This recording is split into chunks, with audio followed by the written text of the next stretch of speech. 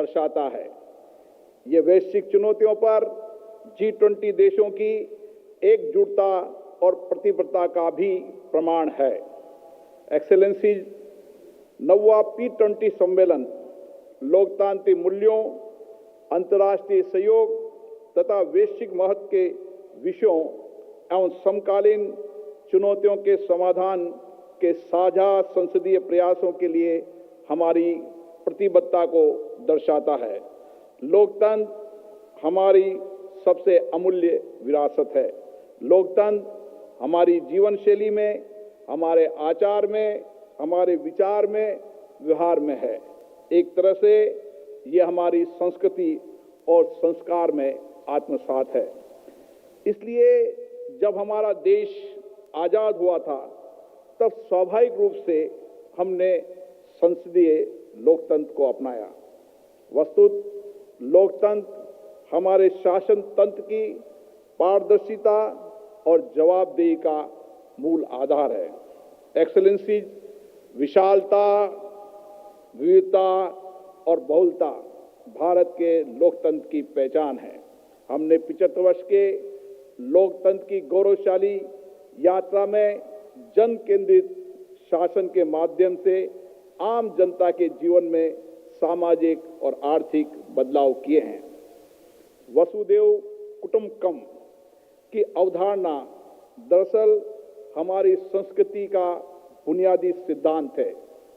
इस सम्मेलन का मुख्य विषय one earth, one family, one future के लिए संसदें। हम विश्व को एक परिवार मानते हैं जो हमारी सहभागिता, सहकारिता, सहयोग और संवेदनशीलता की भावनाओं को दर्शाता है।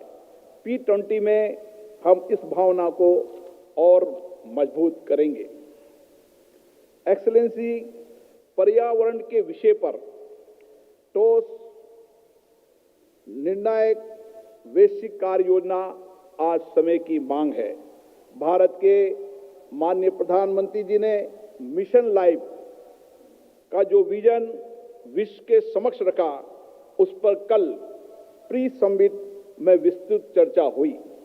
सभी प्रतिनिधियों का मानना था कि पर्यावरण किसी एक देश का विषय नहीं है, बल्कि हम सबकी व्यक्तिगत और सामूहिक जिम्मेदारी है।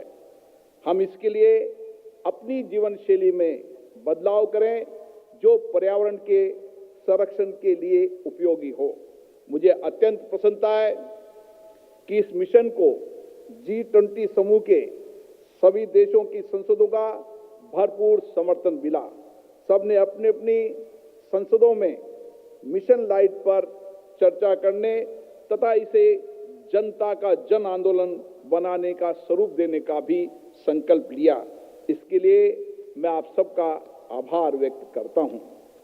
एक्सेलेंसी जी, इस संसदीय शिखर सम्मेलन में चर्चा के लिए केंद्रित विषय लिए गए हैं जो मानव केंद्रित हैं।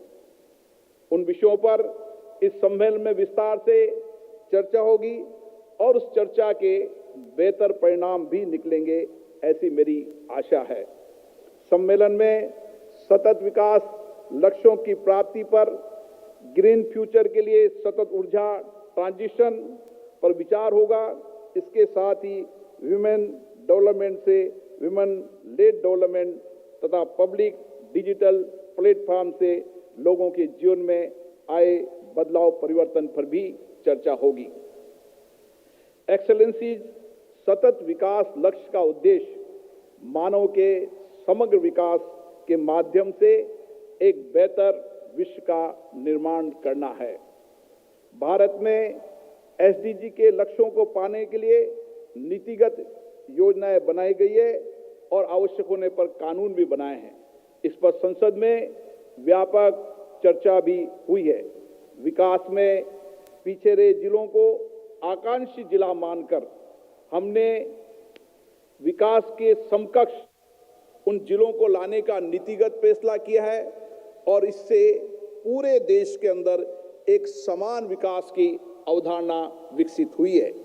जलवायु परिवर्तन के दृष्टिकोण से सतत ऊर्जा ट्रांजिशन के दौर की सबसे बड़ी जरूरत है। भारत स्वयं ग्रीन डेवलपमेंट एवं ग्रीन ट्रांजिशन की प्राथमिकता को देते हुए सतत ऊर्जा ट्रांजिशन के क्षेत्र में अनेक प्रभावी पहल कर रहा है। इस उद्देश्य के लिए अंतर्राष्ट्रीय सौर गठबंधन और अंतर्राष्ट्रीय बायोफ्यूल गठबंधन जैसी भारतीय पहलों को बड़े पैमाने पर वैश्विक समर्थन मिला है। वर्तमान परिप्रेक्ष्य में विमेन एम्पावरमेंट से विमेन लेड डेवलपमेंट की ओर हम बढ़ चुके हैं। मुझे बताते हुए अत्यंत प्रसन्नता हो रही है कि भारत की संसद के नए भवन में विशेष सत्र के पहले दिन संविधान में संशोधन, केंद्र और राज्य के निर्वाचित सदनों में महिलाओं के लिए 1/3 33% आरक्षण का प्रावधान किया गया है, जिससे उनकी निर्णयों में कानून बनाने में भागीदारी बढ़ेगी। मेरा विश्वास है विमेन डेवलपमेंट 21 सदी के विश्व में बहुत बड़े बदलाव का वाहक बनेगा। एक्सेलेंसी, डिजिटल टेक्नोलॉजी ने समावेशी, पारदर्शी और जवाबदेही शासन को संभव बनाया है।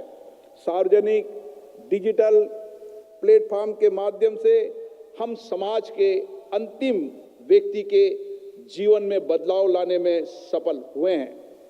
डीबीटी, यूपीआई जैसे डिजिटल इंटरवेंशन ने देश के सर्वांगीण विकास का मार्ग प्रशस्त किया है। एक्सेलेंसी, मेरा विश्वास है इन विषयों पर सामूहिक चर्चा संवाद से एक समावेशी, समतामूलक और न्याय संगत वैश्विक समाज का संकल्प साकार होगा और भारत की अध्यक्षता में G20 सम्मेलन से वैश्विक संसदीय सहयोग का एक नया अध्याय आरंभ होगा। G20 वैश्विक गवर्नेंस का एक महत्वपूर्ण संसदीय आयाम है, जो अंतर्राष्ट्रीय प्रतिबद्धताओं के लिए संसदों के बीच सहयोग को प्रोत्साहित करता है।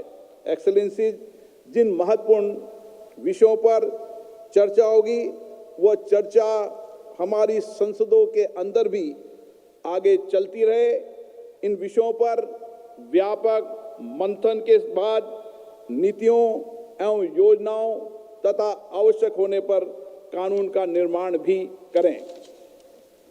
संसदीय डिप्लोमेसी मानवता के बेहतर भविष्य का माध्यम बने। हम G20 के उद्देश्यों को आगे बढ़ाने के लिए G20 के निरंतर समर्थन की आशा कर रहे हैं। इसी उम्मीद के साथ मैं G20 सम्मेलन में आप सबका पुनः हार्दिक स्वागत करता हूं, अभिनंदन करता हूं। जय Hind.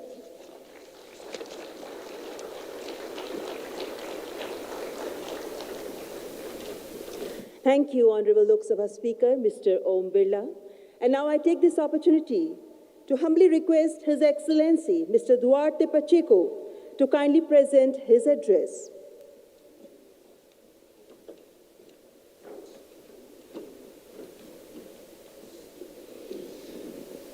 Mr. Prime Minister, Mr. Speaker, Mr. Deputy Chairman, Madam Speakers, Mr. Speakers of different parliaments of the G20 Summit, colleagues, parliamentarians, diplomats, excellencies, ladies and gentlemen. First of all, allow me to thank the Parliament of India and in particular the Speaker Om Birla for giving the opportunity to return to New Delhi and to accept the hospitality, the warm hospitality that we always receive when we came to India. And also for the organization of this event. The compromise of India to welcome a successful summit of parliamentarians is always present, and we feel it during these 2 days. Thank you, Mr. Speaker, for all your compromise to achieve the success of this meeting. And allow me also to congratulate His Excellency, the Prime Minister Modi, for the leadership and a successful leadership for the G20 during this year. It's not a surprise. We know the compromise of the Prime Minister Modi with multilateralism, or the compromise with dialogue, the compromise to achieve agreements for the future, and the slogan, "One Earth, one family, one future," is example of it. It's not possible to ask more. And so, congratulations, Mr. Prime Minister, for the success you achieved. Dear colleagues, we came here to the summit of parliamentarians of the G20. First of all, we knew before we came, it will be a success. Why? Very easy to understand that. India is the largest democracy of the world. A true democracy.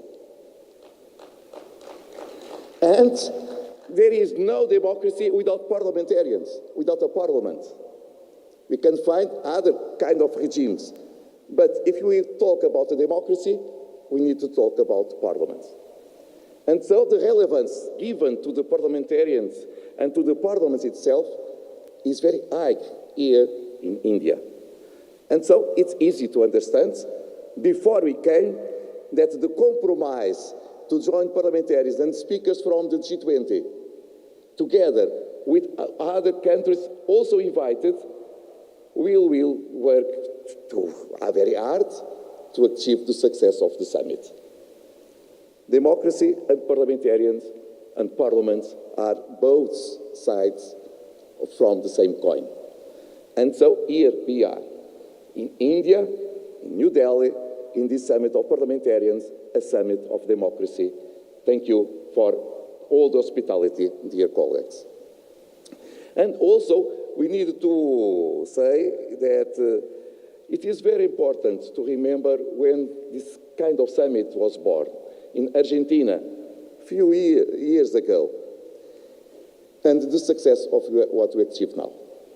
Before that, the heads of states, heads of government joined together to discuss important issues to the world.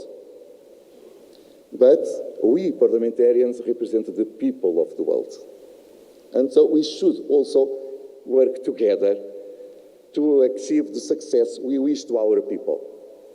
Not let just the governments to do what they need to do, what they should to do, but participate, not in the competition, but as a complementary work to achieve the success we wish to the people we represent. And from an informal meeting, we came to a formal one. And now we have this kind of summits every year with a formal format, joining speakers of parliament from around the world to discuss important issues to the humankind. And we are here to address especially the question of climate change, environment, and to the future. Allow me to say, before that, it's impossible to discuss sustainable development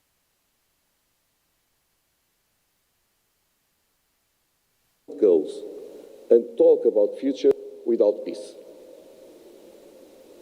And so from here, we should give a strong screen representing the people of our countries. We need to defend peace everywhere, in all continents, in Europe, in Africa, in the Middle East, in Asia, in America. Without peace, forget to discuss sustainable development goals or to discuss other issues. So peace should be on the front page of our worries, always. One single death is too much. It's too much. And we need to defend peace all over the world. And we parliamentarians know how to do it, because we do it inside our parliaments. We discuss very hard with people that have different ideas, but we try to reach consensus. And what we should do is to transform it to the international level. with parliamentarians from different countries with different perspectives. No one is better than the other, are different. But we can work together and to solve our divergences and to go ahead. We don't need to think every day the same about everything. What we need to understand is our goal is to keep peace and development. And for that, we should work together. And just after it, with peace, it's possible to discuss sustainable development goals and environment and other important issues to our people. And here, we need to say that we need a collective action because sustainable development goals, we are in the middle of the track, but just 12% of the targets are achieved until now. 2015, 2023, and just 12%. And we just have more 7 years to achieve the deadline 2030. So you can imagine how we should work together very hard. We should try to achieve it because it is essential to the humankind. Again, a country alone will not solve the problem of climate change. We will not achieve the sustainable development we wish to our world. Just together, it will be possible to achieve it. And IPU is a good platform because it's the only global organization of parliaments. We have different regional ones in Europe, in Africa, in Asia, but global, just IPU. And that's why we should increase our efforts to achieve what we wish. Sustainable development goals on time, so much as possible. 100% it will not be possible, I believe. We need to be real, but 12%, mamma mia. We needed to work harder to achieve 70, 80, 9% at least. And we will do it in accordance with the United Nations Charter, of course, and with the efforts of our governments and our parliamentarians, because we parliamentarians have power in our hands and we should use it to achieve what we wish. Not just talk about the problems, but with concrete actions, because people are asking for actions. People are tired of speech, of important meetings. People wish concrete actions to solve the problems, and we should do it. And finally, because we are here in India, allow me to also to show the appreciation to increasing of participation of women in this largest democracy in your parliament, Mr. Speaker. It's impossible to think in an inclusive democracy if we forget 50% of the population's representation. It's impossible. It's a democracy, but it is not inclusive. So we need to increase the participation of women. Because we are different, men and women, we are different, but we are complementary. Different sensibilities to solve the issues. Maybe if we have more women in the leadership of our countries, we will not have so many wars. Because I don't believe that a woman will be available to send their sons to a war. Just one example why we need to have more women participation in politics and inside our parliaments. But also young people, allow me to say. Because in many countries, we have a representation of young people in parliaments that do not correspond to the society. In many countries, we have 30, 40% of the population, 50% of the population below 30s. But when we see the parliament composition, just 2% of them are there. And so, if young people are not involved, they will not feel represented. Their mind will be available to accept extremist ideas that we don't like, that we fight against them. So it's better to have them involving, participating in the system, because their participation is also a guarantee that they will be inside the system with their energy, with the capacity of innovation, with the wish to transform the society, and it's very good to have them working with us. And here we have a lot of young people participating already. Also a good example from India around that could be shared around the world. Dear Madam Speakers, Mr. Prime Minister, it's always a pleasure to come to India, to learn with you, to learn with your wisdom, with your simplicity, your capacity to transform the world. We hope that our work here during these 2 days will be very fruitful, and we will come home to apply the things we discuss here. Thank you so much.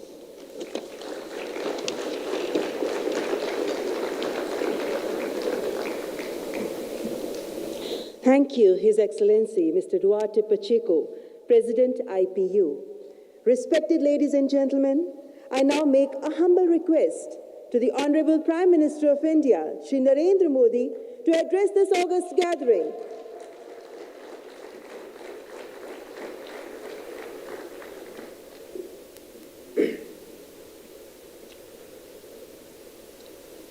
नमस्कार।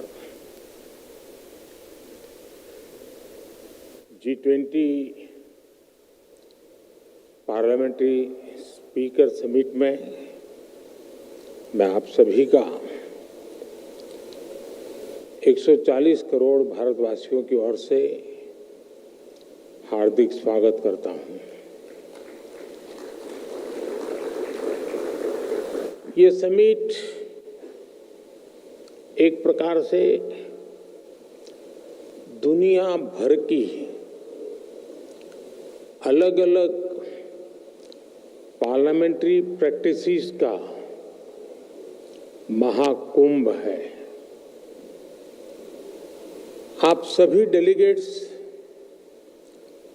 अलग अलग parliaments की कार्यशैली के अनुभवी हैं। आपका इतने समृद्ध लोकतांत्रिक अनुभवों के साथ भारत आना हम सभी के लिए बहुत सुखद है। फ्रेंड्स, भारत में ये फेस्टिव सीजन होता है। इन दिनों भारत भर में बहुत सारी फेस्टिव एक्टिविटी चलती रहती है, लेकिन G20 ने इस बार फेस्टिव सीजन के उत्साह को पूरे साल भर बनाए रखा है।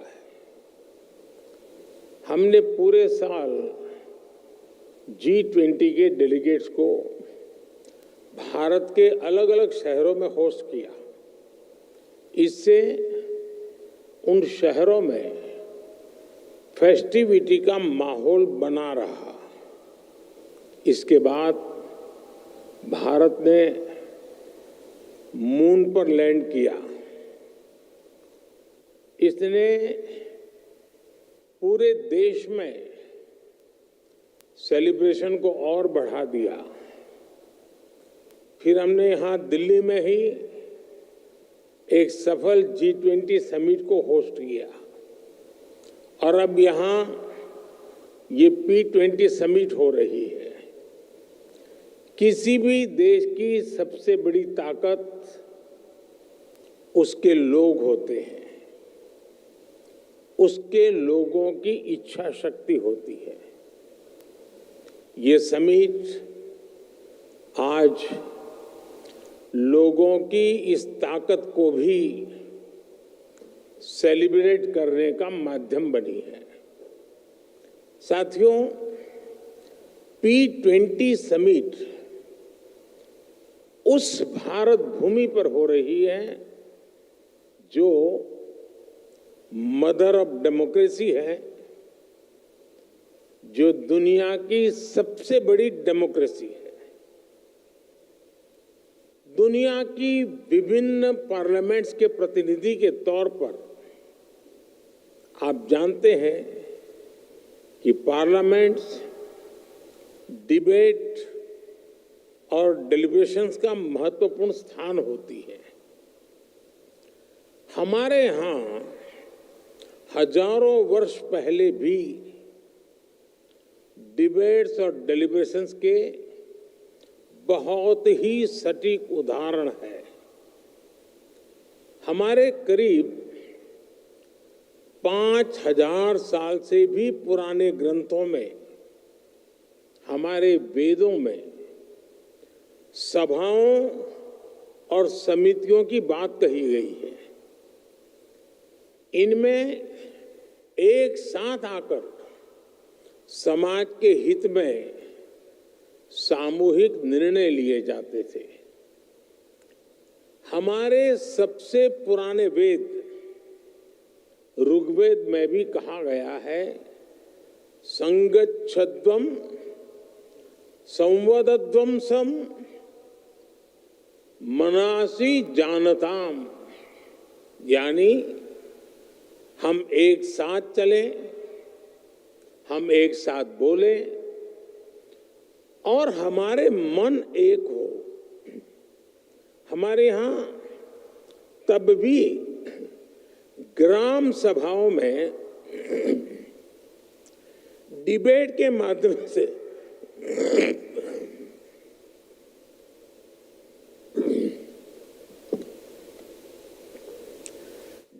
माध्यम से गांवों से जुड़े फैसले होते थे।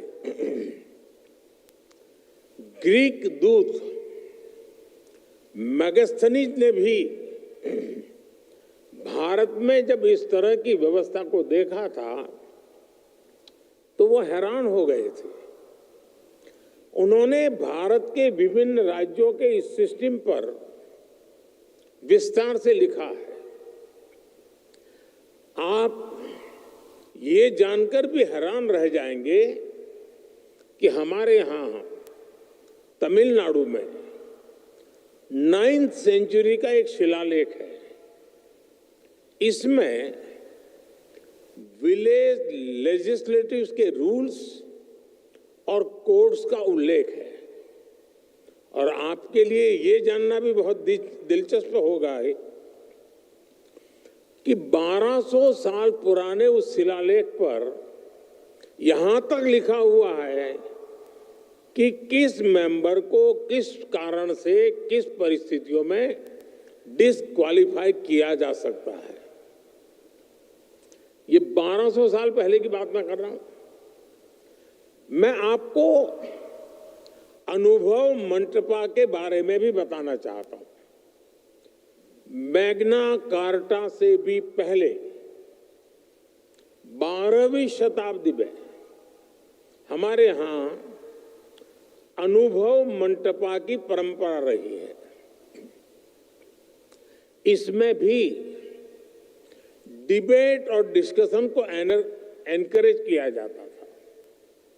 अनुभव मंटपा में हर वर्ग, हर जाति, हर समुदाय के लोग अपनी बात के लिए वहां आते थे। जगतगुरु बसवेश्वरा की ये देन आज भी भारत को गौरवान्वित करती है।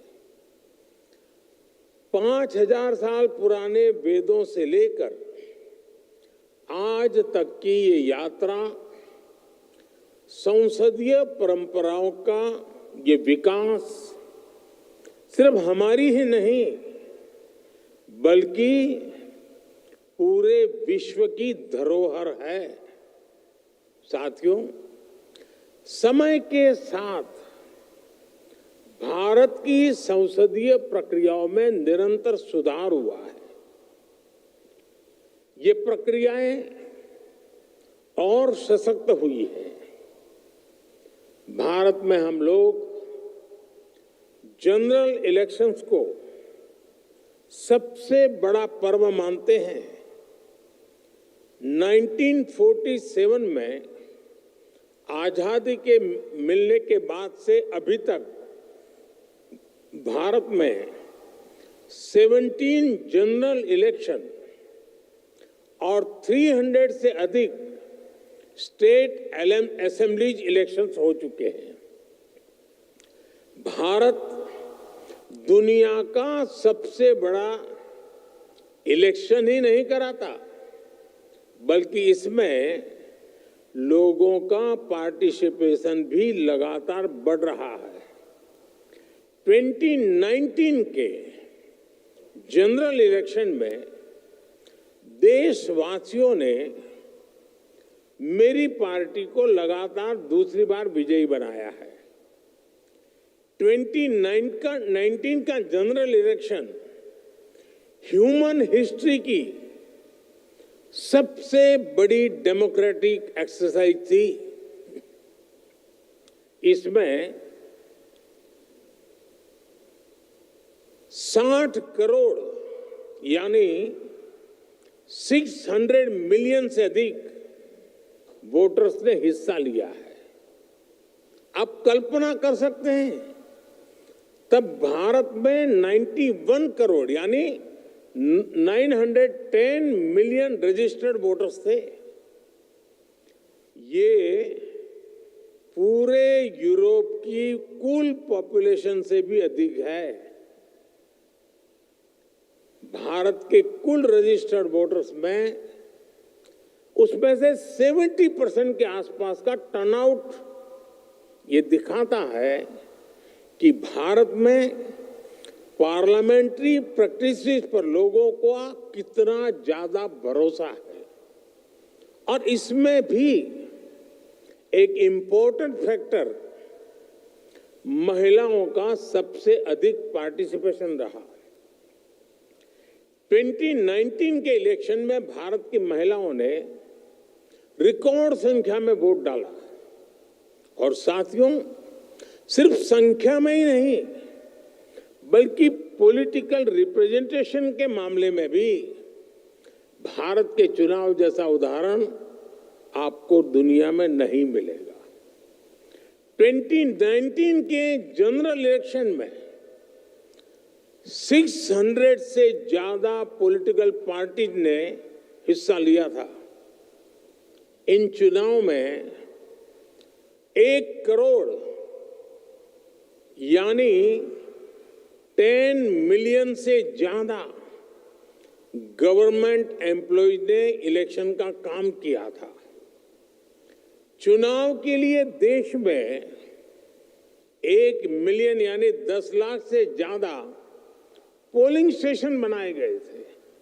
साथियों, समय के साथ भारत ने इलेक्शन प्रोसेस को आधुनिक टेक्नोलॉजी से भी जोड़ा है। भारत करीब 25 साल से इलेक्ट्रॉनिक वोटिंग मशीन ईवीएम का इस्तेमाल कर रहा है। ईवीएम के उपयोग से हमारे यहां चुनाव में ट्रांसपेरेंसी और चुनाव प्रक्रिया में एफिशिएंसी दोनों बढ़ी है। भारत में वोटों की गिनती शुरू होने के कुछ ही घंटों में चुनाव परिणाम आ जाते हैं। अब मैं आपको एक और आंकड़ा दे रहा हूं, ये सुनकर भी आप चौंक जाएंगे। आपको पता होगा कि अगले साल भारत में फिर एक बार जनरल इलेक्शन होने जा रहा है। इस इलेक्शन में 100 करोड़ वोटर्स यानी 1 बिलियन लोग वोट डालने जा रहे हैं। मैं G20 समिट में आए आप सभी डेलीगेट्स को अगले वर्ष होने वाले जनरल इलेक्शन को देखने के लिए अग्रिम निमंत्रण देता हूं।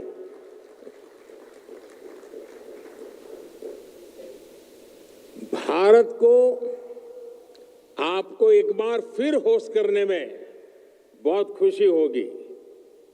साथियों, कुछ दिनों पहले ही भारत की पार्लियामेंट ने एक बहुत बड़ा निर्णय लिया है, जिसमें मैं आपको आगे अवगत कराना चाहता हूं। भारत ने अपनी पार्लियामेंट और स्टेट लेजिस्लेटिव असेंबलीज में महिलाओं को 33% रिजर्वेशन देने का निर्णय लिया है।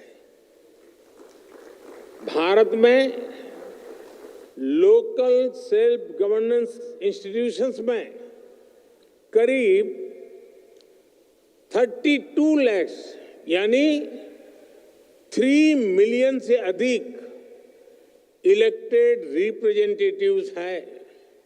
इनमें से करीब 50% विमेन रिप्रेजेंटेटिव्स हैं। भारत आज हर सेक्टर में विमेन पार्टिसिपेशन को बढ़ावा दे रहा है।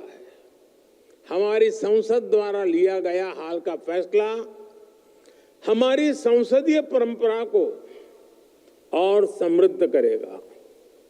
फ्रेंड्स, भारत की संसदीय परंपराओं पर देशवासियों के अटूट विश्वास की एक और बड़ी वजह है जिसे आपको जानना और समझना बहुत अहम है। ये शक्ति है हमारी विविधता, हमारी विशालता, हमारी वाइब्रेंसी। हमारे यहाँ हर आस्था के लोग हैं। सैकड़ों तरह का खान पान, सैकड़ों तरह का रहन सहन हमारी पहचान है। भारत में सैकड़ों भाषाएं बोली जाती हैं। हमारे यहाँ सैकड़ों बोलियां हैं। लोगों तक पल पल की सूचनाएं पहुंचाने के लिए 28 लैंग्वेजेस में 900 से ज्यादा टीवी चैनल्स भारत में है एंड 24/7 है।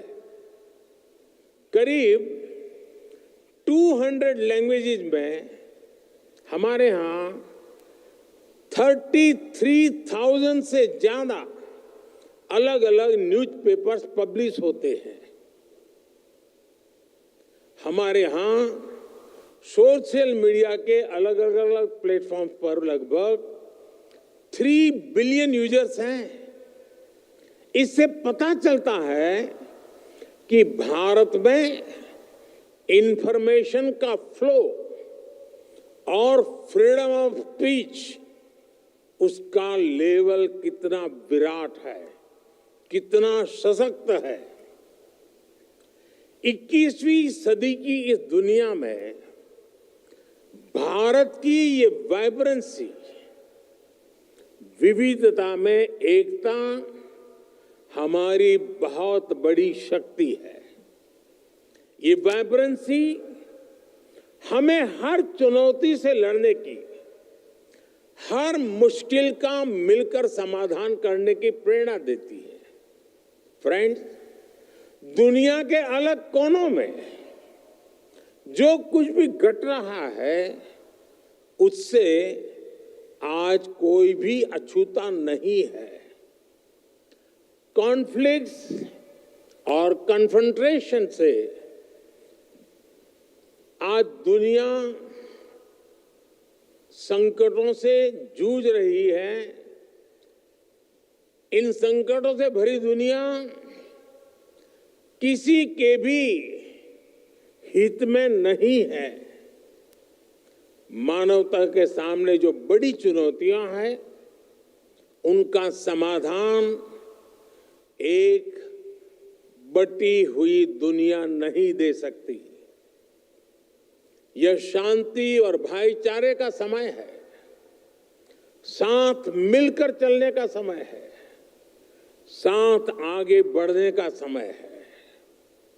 यह सबके विकास और कल्याण का समय है। हमें वैश्विक विश्वास के संकट को दूर करना होगा और मानव केंद्रित सोच पर आगे बढ़ना होगा। हमें विश्व को one earth, one family, one future की भावना से देखना होगा। दुनिया से जुड़े फैसले लेने में भागीदारी जितनी अधिक होगी उतना ही बड़ा इम्पैक्ट होगा। इसी भाव के साथ भारत ने अफ्रीकन यूनियन को G20 का परमानेंट मेंबर बनाने का प्रस्ताव रखा। मुझे खुशी है कि सभी सदस्य देशों ने इसे स्वीकार किया। इस फोरम पर भी पैन अफ्रीका पार्लियामेंट की पार्टिसिपेशन को देखकर मुझे बहुत खुशी हो रही है। साथियों, मुझे बताया गया है कि हमारे स्पीकर ओम बिड़ला जी आपको भारत के नए संसद भवन में भी आज शाम को ले जाने वाले हैं। वहां आप पूज्य महात्मा गांधी को श्रद्धांजलि भी देने वाले हैं। जैसा कि आप जानते हैं कि भारत दशकों से क्रॉस बॉर्डर टेररिज्म का सामना कर रहा है। आतंकवादियों ने भारत में हजारों निर्दोषों की जान ली है। संसद के नए भवन के पास ही आपको भारत की पुरानी संसद भी दिखाई देगी। करीब 20 साल पहले आतंकवादियों ने हमारी संसद को भी निशाना बनाया था और आप जानकर चौंक जाएंगे कि उस समय संसद का सत्र चल रहा था। आतंकियों की तैयारी सांसदों को बंधक बनाने की, उन्हें खत्म करने की थी। भारत ऐसी अनेकों आतंकी वारदातों से निपटते हुए आज यहां पहुंचा है। अब दुनिया को भी एहसास हो रहा है कि टेररिज्म दुनिया के लिए कितनी बड़ी चुनौती है। टेररिज्म चाहे कहीं भी होता हो, किसी भी कारण से होता हो, किसी भी रूप में होता है, लेकिन वो मानवता के विरुद्ध होता है। ऐसे में टेररिज्म को लेकर हम सभी को लगातार सख्ती बरतनी ही होगी। हालांकि इसका एक वैश्विक पक्ष और है जिसकी तरफ मैं आपका ध्यान आकर्षित करना चाहता हूं। टेररिज्म की परिभाषा को लेकर आम सहमति ना बन पाना ये बहुत दुखद है। आज भी यूनाइटेड नेशंस में international convention on combating terrorism consensus का इंतजार कर रहा है। दुनिया के इसी रवैये का फायदा मानवता के दुश्मन उठा रहे हैं। दुनिया भर की पार्लियामेंट्स को, रिप्रेजेंटेटिव्स को ये सोचना होगा कि टेररिज्म के विरुद्ध इस लड़ाई में हम कैसे मिलकर काम कर सके। साथियों, दुनिया की चुनौतियों से निपटने के लिए जन भागीदारी से बेहतर माध्यम नहीं हो सकता। मेरा हमेशा से ही मानना रहा है कि सरकारें बहुमत से बनती है, पर देश सहमति से चलता है। हमारी पार्लियामेंट्स और ये G20 फोरम भी इस भावना को सशक्त कर सकती है। डिबेट और डेलिब्रेशन से इस दुनिया को बेहतर बनाने के हमारे प्रयास जरूर सफल होंगे। मुझे विश्वास है भारत में आपका प्रवास सुखद होगा। मैं एक बार फिर आप सभी को इस समिट की सफलता और भारत में आपकी सुखद यात्रा की शुभकामना देता हूं। बहुत बहुत धन्यवाद।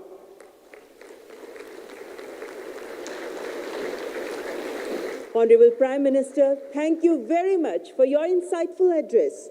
And we also gratefully thank our esteemed guests on the dais. We also express our gratitude to all the distinguished guests who have joined us for this inauguration function. Thank you all. Thank you very much. With this, we end this inauguration session.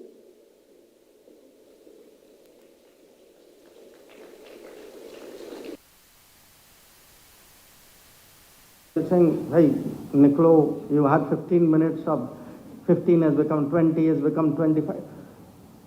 That president was completely focused on. And he actually told me, he said, just ignore those people. And he told me at the end of it all, he said, you know, everything that you are doing applies equally in my country. Everything. So why I say this to you is, I spoke to you about the impact we are making, the motivational impact. I spoke to you about generosity of heart. But you must also realize everything we are doing today is relevant to the world. It is relevant not just to the developing world. It is relevant even to the developed world. And it is, I give you an example of it. Just a few days ago, the Financial Times had an article. The Financial Times article pointed out, it said the number of cashless financial transactions in India last year were 90 billion. Okay? Oh, wait. Do you know how many cashless transactions there were in America? Would anybody even like to guess? 2.8 billion. Even China had 17.6 billion. So I want especially the young people to understand this. You are embracing change on a scale and intensity with a passion. Even you don't know the revolution you are creating around you.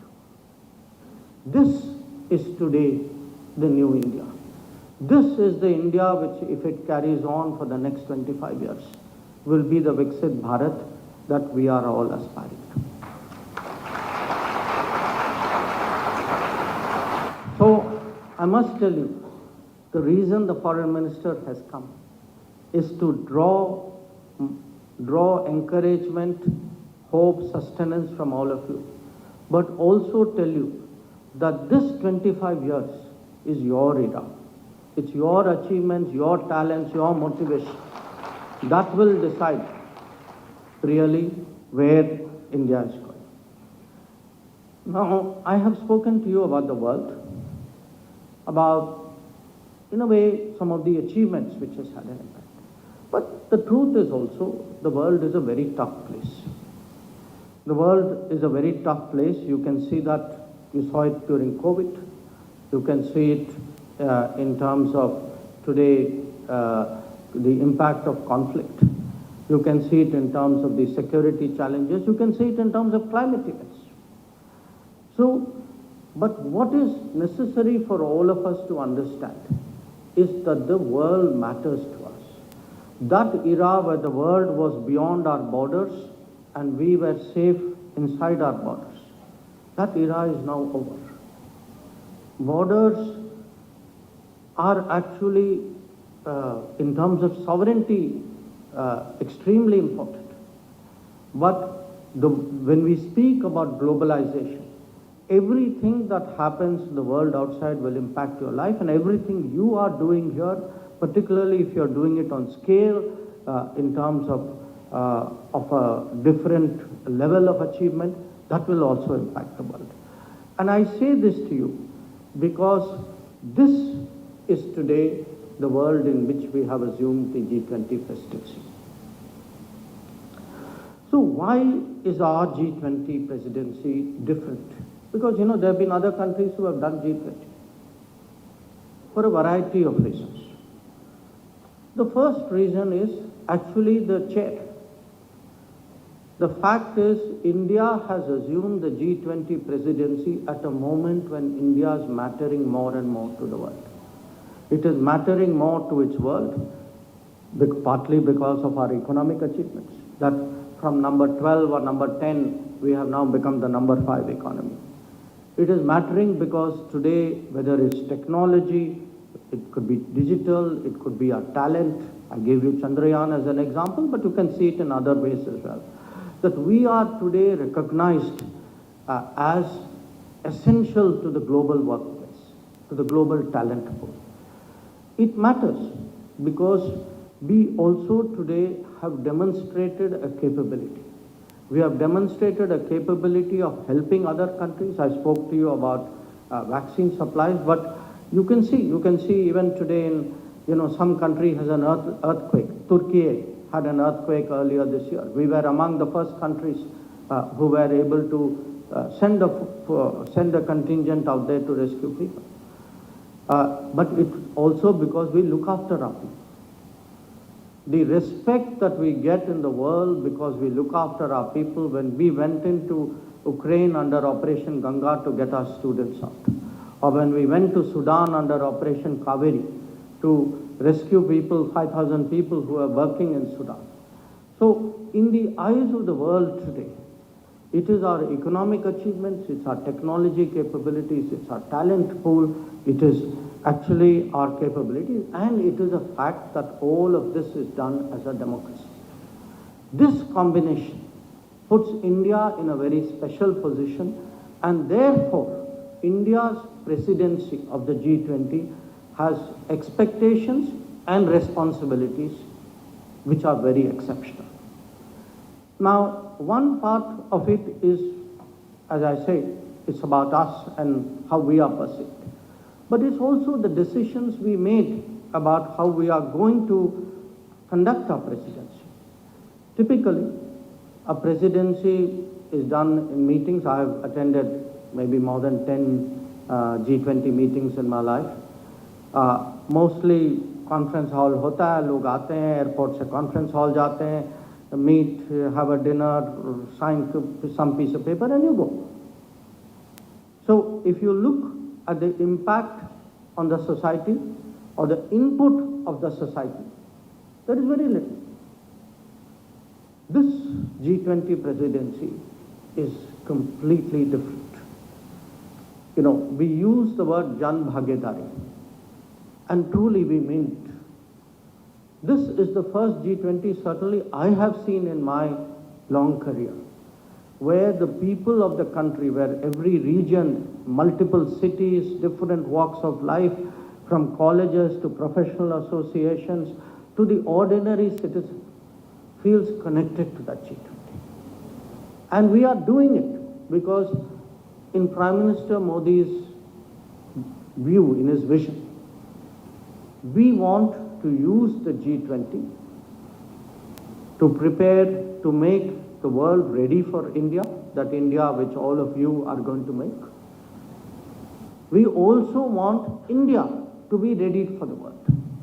We want especially the younger generation, and we want the cities and towns and the states and union territories of India to actually understand fully the opportunities and the possibilities in the world out there.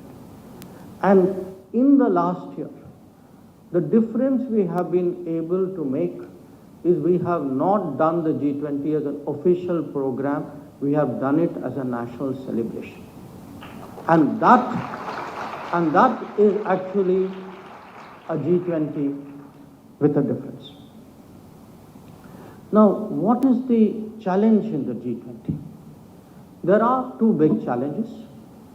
One is what is called the divide between the North and the South. The developed North is a term for developed countries. South is a term for developing countries. So Viksit Desh and jo Vikashsheel Desh. So their gap, their divide which has been growing. And secondly, the polarization that we see today between the what you can call the East and the West, particularly as a result of the Ukraine conflict. So you have an East-West problem, you have a North-South problem. Guess who is in the middle? That's us. It is our responsibility today to find a way of bringing the world together, and we are confident of discharging this responsibility precisely because, as I said, we have today a respect in the world coming from our governance, coming from our economy, coming from our technology, coming from our independent foreign policy stance. So that sense today that this is a fair India, a generous India, a connected India, that these people will conduct their presidency responsibly, taking every view into account and find a landing ground which will be acceptable to everybody. That is today the task before the G20. Now, I had mentioned the world is a very difficult place, and it is a difficult place because, as I noted, we had a once-in-a-century pandemic, COVID, and COVID has had a terrible consequence across the world. You know, there are parts, in India at least, we have recovered in many ways. I must tell you, many parts, many countries have not been able to recover the manner in which we have. Secondly, the conflict, because again, it has shown today how much the world matters to us. That a conflict is taking place in Ukraine, an entire continent away. And that conflict is today creating problems in fuel cost, in availability and prices of food grains, in the access to and the price of fertilizers. It is actually creating inflation across the global economy. So the COVID, 3 years of COVID, a year of this conflict, already large parts of the world were struggling with debt issues, trade issues. And then we are seeing more and more climate events. And climate events of a very large kind, which actually impact an entire economy, entire country, sometimes an entire continent. So how is this reflected? We are seeing this in the challenges that we have to address. The debt and inflation, I spoke to you. By the end of this decade, we are supposed, all the developing world, we should have attained what are called sustainable development goals. That means better health, better education, better literacy, better nutrition, better living, better water, better energy. The truth is, after 3 years of COVID, a year of this conflict, other problems created by globalization, the world is not going to get to its targets. This is one of our biggest worries. A second big worry, everybody says climate action, but the resources for the climate action are not there. Countries are not putting, especially the developed countries, are not putting the money which they had committed to.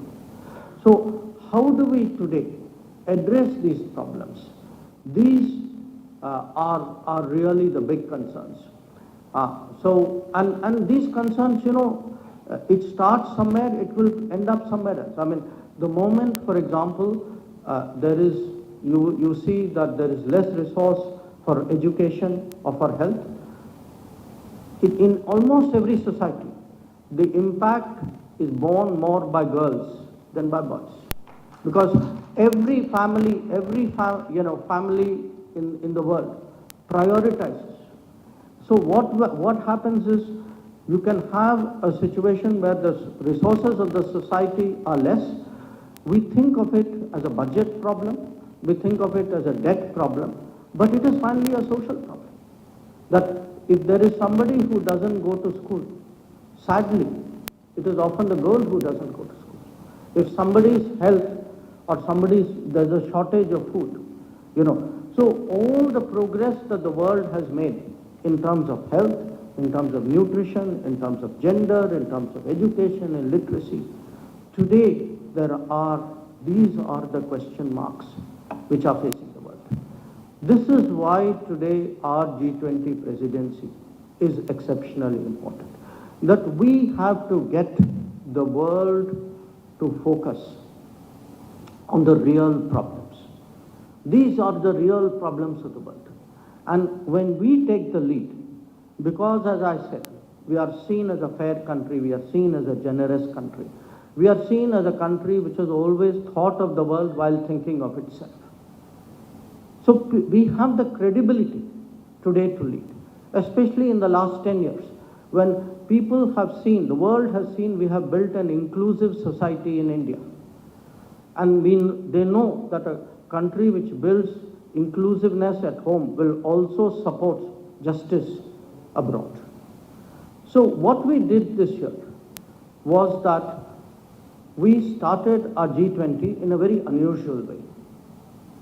We started it not by engaging our G20 partners. We deliberately engaged the countries who are not coming for the G20.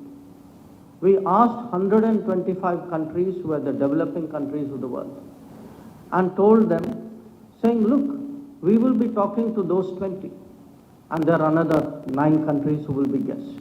So these 30. But you have concerns. You are worried about sustainable development goals. You are worried about debt.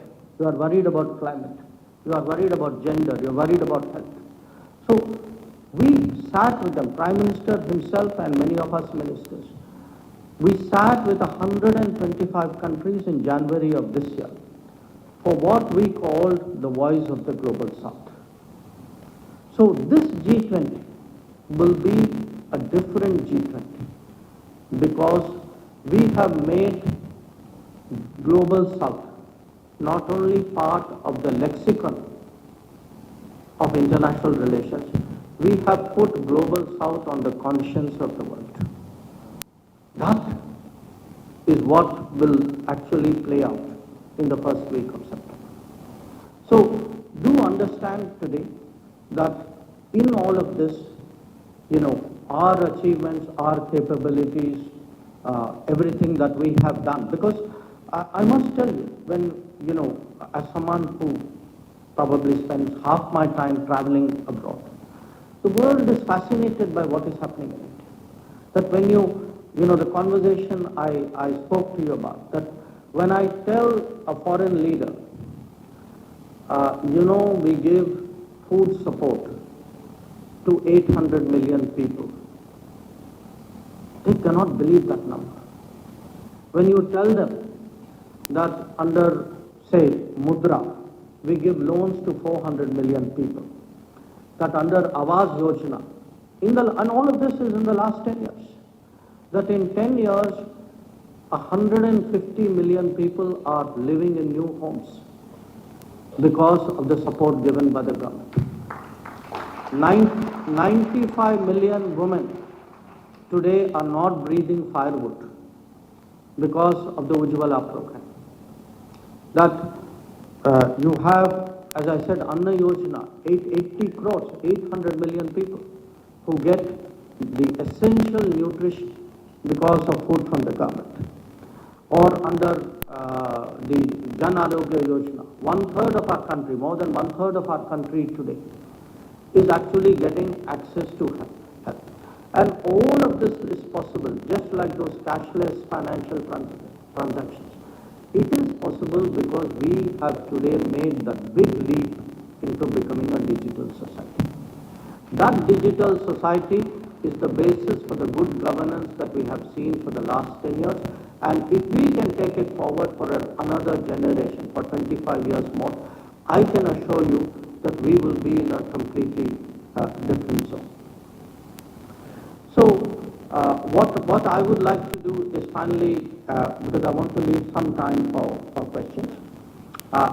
So I will end finally with one more thought for your consideration. I have spoken about our achievements, about technology, about leadership, about vision. But finally, never underestimate the power of ideas. That today, India is actually seen, and our Prime Minister personally is seen, as a very powerful propagator of ideas. And I saw that for myself when I was still ambassador in the United States in 2014. He came up with the idea of an International Day of Yoga. Okay. To be very honest, many of us, and I would admit to you very honestly, I myself didn't fully appreciate what a global impact it would make if you can actually get the entire world on a single day to realize what the practice of yoga, what the benefits of yoga could be.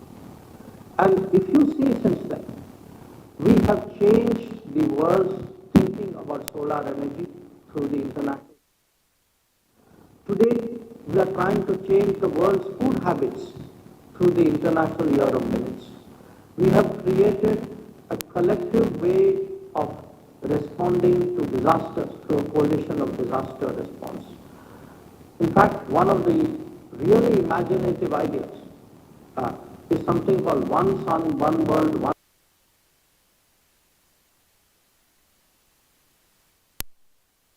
Grid, where actually you can keep generating energy as the sun travels through the world, and if you have the grid will.